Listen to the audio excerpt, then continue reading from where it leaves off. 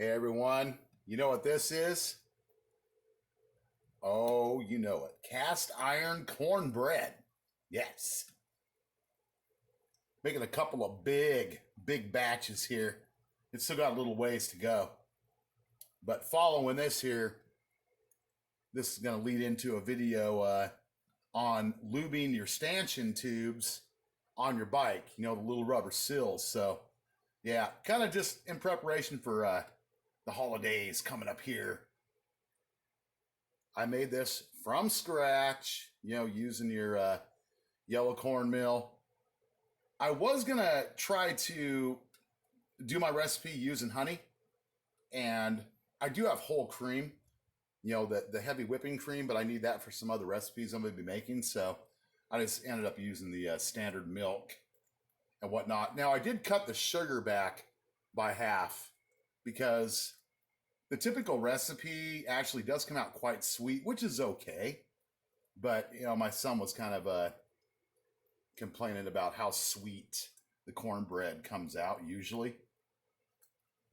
But yeah, this is beautiful though.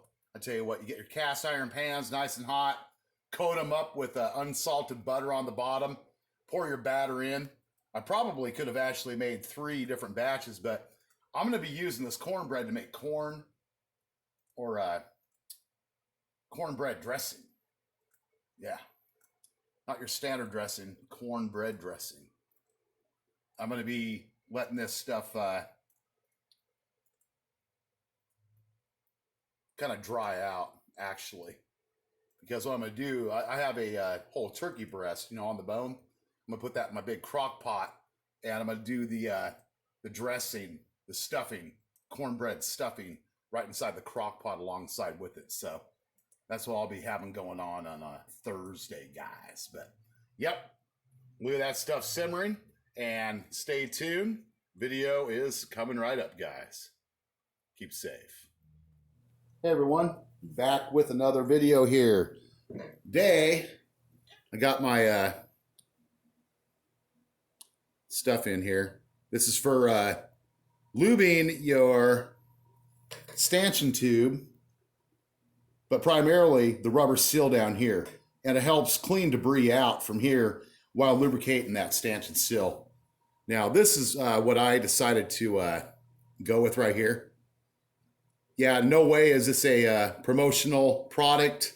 I paid for this product out of my own pocket. This is my own choice. So I'm going to see. First thing you want to do is make sure you clean your stanchion tubes. I already did mine. I used a paper towel. Now, there's some different techniques here. First one I'm going to try, I don't know, it's kind of a, you know, let's see what this does. Yeah, you see how that's gooping all around there? It definitely goes down there. It's pretty, you know, I'm just going to use this Q-tip here.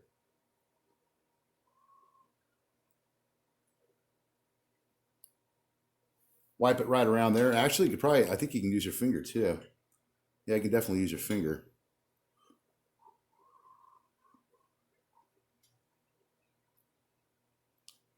It's a pretty good coating I got on that.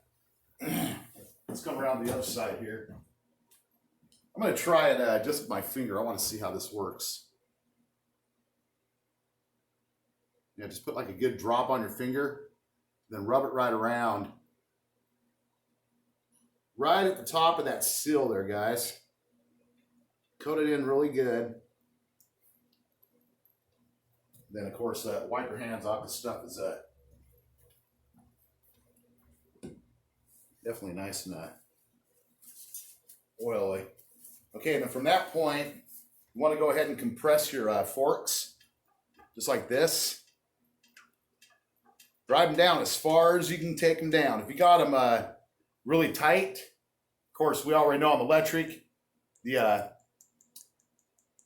internal spring tension thing, this thing doesn't do shit, it doesn't work.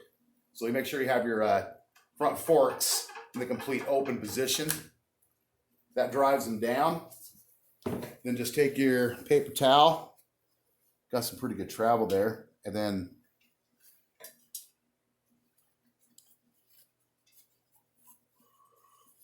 Just wipe off the excess there, because it'll help pull dirt and debris out of the seal and bring it back up on your stanchion tube.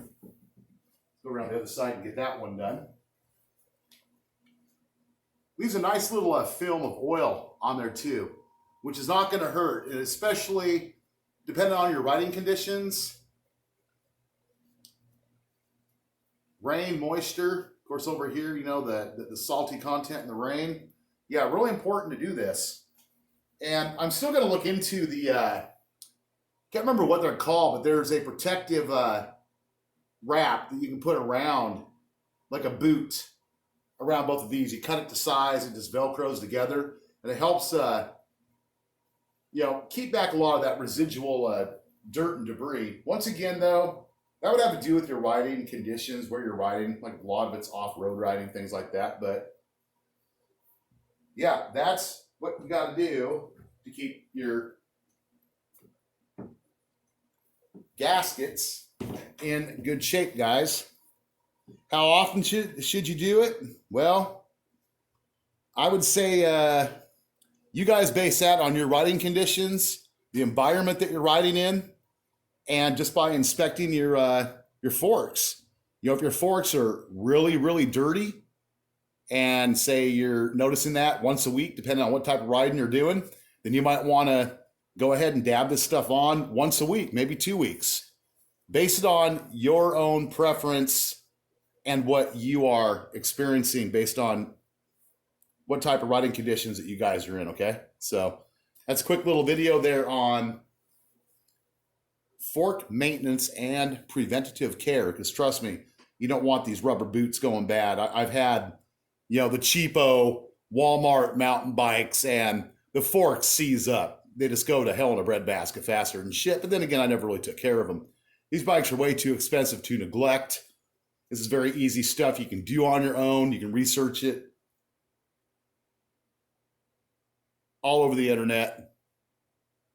But a lot of it's really common sense. So, but if you guys aren't comfortable with it, take it to a bike shop, have a pro mechanic do it, have them go over your bike, you know, maybe once a year, twice a year, and do all the maintenance and check everything out for you. But if you know how to do it, you save yourself a few bucks.